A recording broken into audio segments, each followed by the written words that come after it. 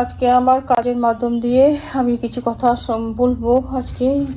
তো হচ্ছে সংসারের সমস্ত যদি আমরা ভগবানকে পাওয়ার জন্য বা পরমানন্দকে পাওয়ার জন্য সাধনার কিন্তু প্রয়োজন আছে। আমরা শুধু কাজ করে গেলাম, খেলাম দিলাম, ঘুমালাম, তা করলে কিন্তু হবে না।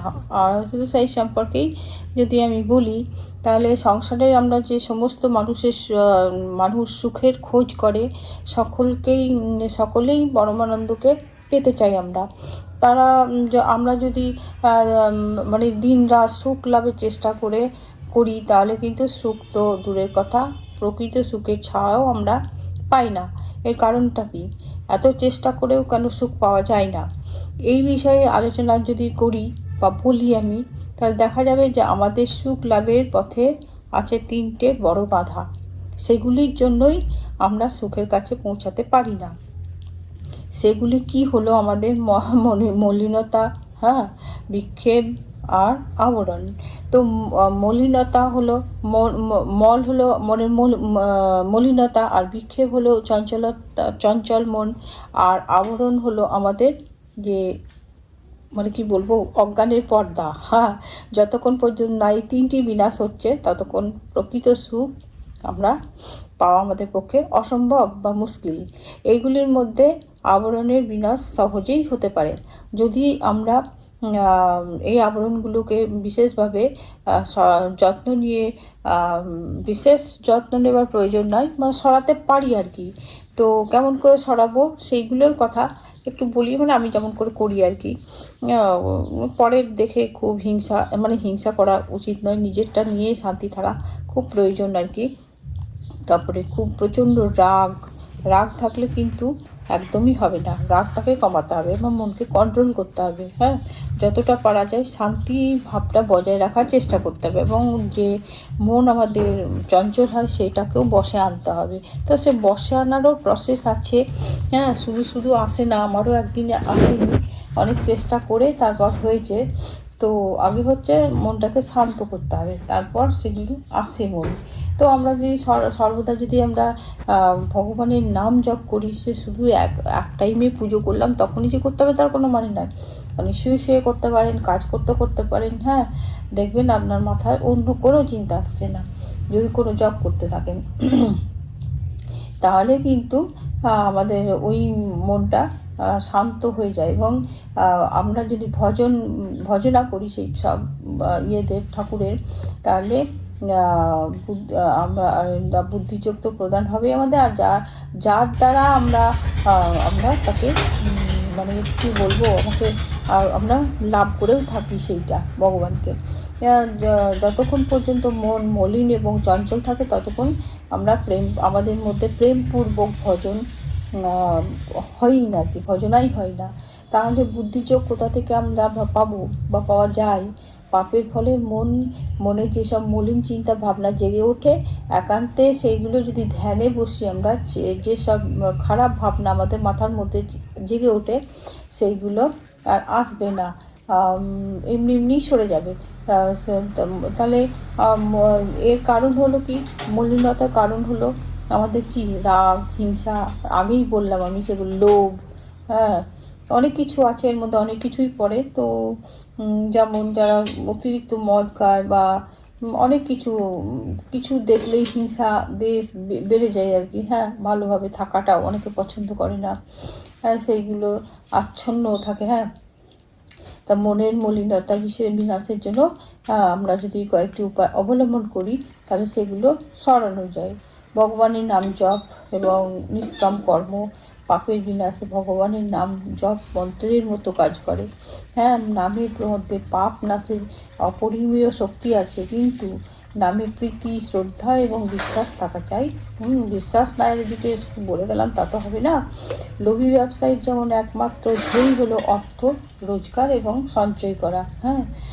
এবং সে যেমন জীবনের সে তার একমাত্রই লক্ষ্য মনে করে সর্বদা সে কাজই করে থাকে। সেই রকম যদি আমরা ভগবত প্রেমকে একমাত্র লক্ষ্য নির্দিষ্ট করে আমাদের রাম নামরূপী কোনো প্রকৃত ধন সংগ্রহ করি, তাহলে কি বলবো, মানে কর্মযোগ হচ্ছে অনুরূপভাবে বলা যায় যে নিষ্কাম কর্মযোগও মলিনতার বিনাশ হয়। নিষ্কাম কর্মযোগ তো দুটি ভাগ আছে, সে ভক্তি প্রধান যোগ আর ভক্তি প্রধান কর্মযোগী এবং কর্মপ্রধান কর্মযোগ। তো প্রথমটিতে ভক্তি প্রদান এবং দ্বিতীয়টিতে কর্মেরই প্রাধান্য এখানে দেওয়া হয় আর কি। তো আর আমরা যদি ভগবান মানে খুব মন থেকে বিশ্বাস করি তাহলে তো কোনো ব্যাপারই নাই, হ্যাঁ, মন থেকে সরেই যায় ওই সব কিছু। তো আর কিছু, হ্যাঁ, অনেকে বলে থাকেন যে এতদিন ধরে সাধনা করছি কিন্তু আজ পর্যন্ত ভগবানকে পাওয়া গেল না। এর একমাত্র কারণ হলো মন এবং বুদ্ধি আমাদের পবিত্র এবং স্থির নয়। সাধনা সফলতা মন এবং বুদ্ধির পবিত্রতা এবং স্থির যে আমাদের ভাব, সেটা যদি করা যায় তার উপরই তো নির্ভর করে সব কিছু। মন এবং বুদ্ধি যদি পবিত্র এবং স্থির না হয় তাহলে সাধনার ফল কি হবে? লাভ হবে না। তো আমরা যদি সাধনার দ্বারা মন এবং বুদ্ধির মনটাকে স্থিরতা আনতে পারি তাহলেই দেখবেন যে আমাদের ইন্দ্রিয়গুলো আছে সেই ইন্দ্রিয়গুলো নিজের বশেই নিয়ে আসা যায়। যতক্ষণ পর্যন্ত না এগুলিকে মানে বশীভূত করা যাচ্ছে ততক্ষণ আমাদের ঈশ্বর লাভ আমরা করতে পারবো না আর কি। তো এই হয়েছিল আমার আজকের কথা। তো বাকি কাজগুলো দেখি কি আছে। তো দেখি আমাদের গ্রামে একটা খুব কম বয়সের একদম ছেলে মারা গেছে, বিবাহিত ছেলে, বয়সও কম, বড় বয়স কম, বাচ্চা একটা আছে। দেখি একবার দেখতে যাব, নিয়ে এসছে বললো, দেখে আসি, তারপর বাকি কাজগুলো আবার করব।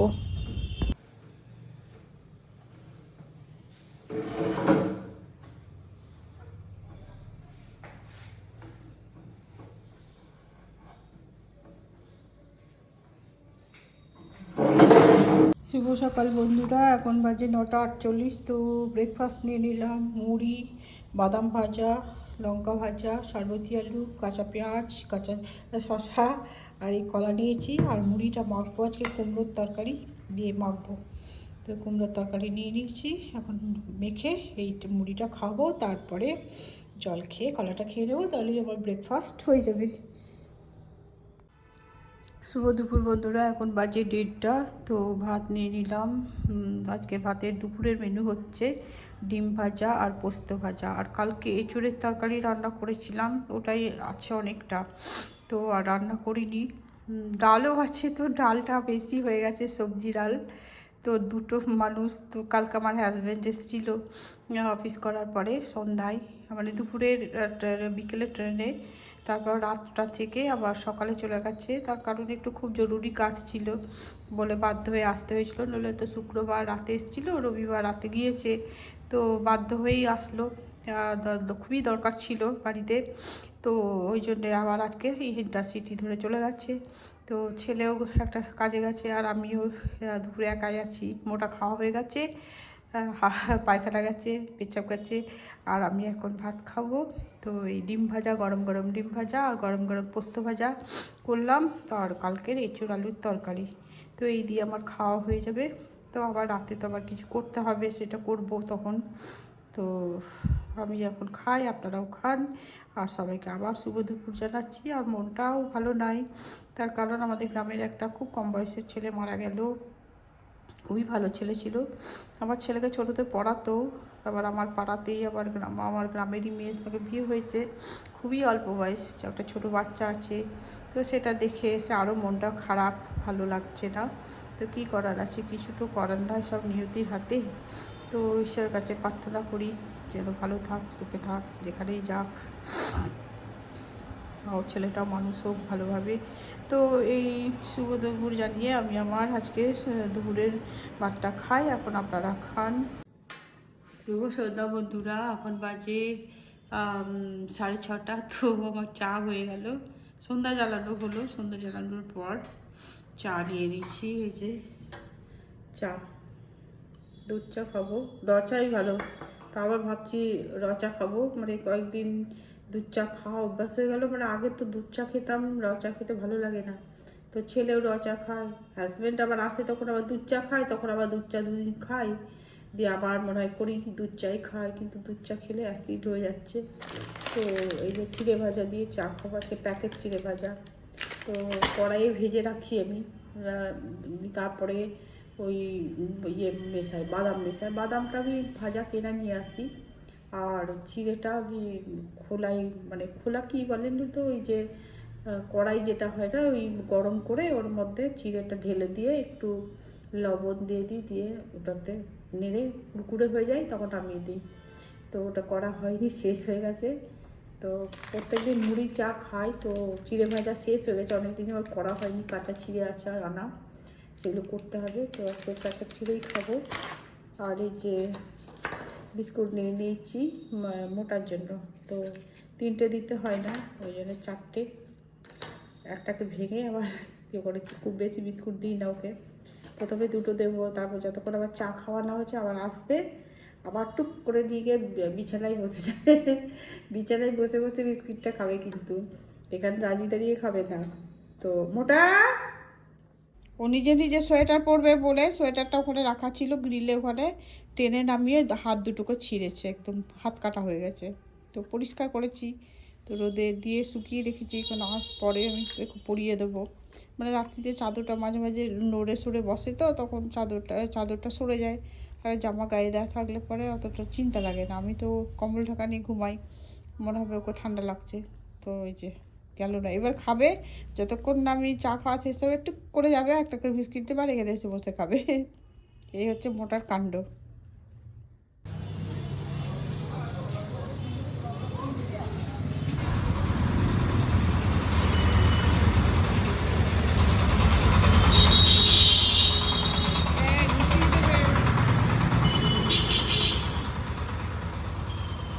আমরা রামপুরহাট এসেছি শ্বশুরমশাইয়ের ওষুধ কিনতে। তো আমার ছেলে মিষ্টি খাবে বললো, তাই মিষ্টির দোকান ঢুকে পড়েছি। তো আমার ছেলে গরু টরু খুব দেখলে ভালোবাসে, তাই গরুকে হাত বোলাতে লেগেছে। ব্যাস হয়েছে, ছাড়, ঘুষি দেবে, দোকানের উপর উঠে পড়বে। এখন আমার খাওয়া হয়ে গেল। ওই যে আমার রাস্তার কুকুরদের খেতে দিতে যাচ্ছি, তারা ওখানে খায় বারান্দায়, বারান্দায় রেখায়। মোটা যা, বারান্দায় রেখায়, একদম রেখায় বারান্দায়। মারবো তোমাকে আমি ঘরে বাইরে আসলে। রেখায় গ্রিলটা লাগিয়ে দে।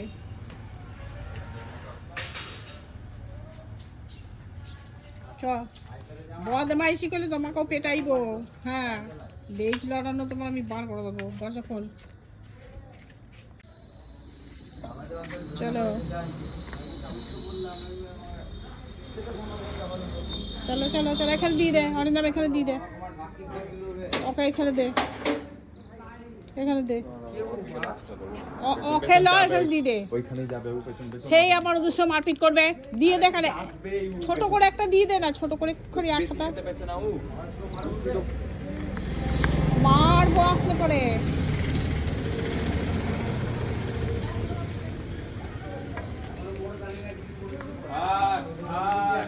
জোরে ডাক, আজকে একটু আগে এসছি তো।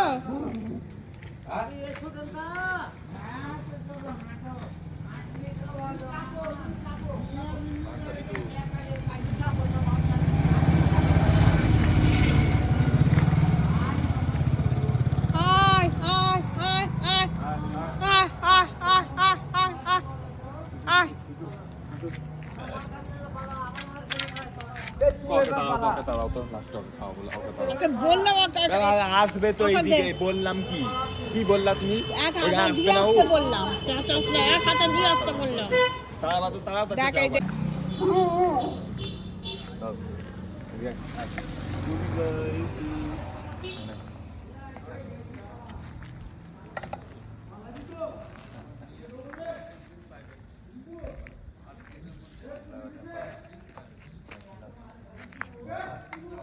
এবারে কে দে, এবারে কে দে, কে দে। আশ্চর্য ছেলে, ওরা সাদাটাকে দে, সাদাটাকে পালাইলো ভাই। হ্যাঁ, ওই টেবিলের ওখানে দিয়ে, টেবিলের ওখানটায়।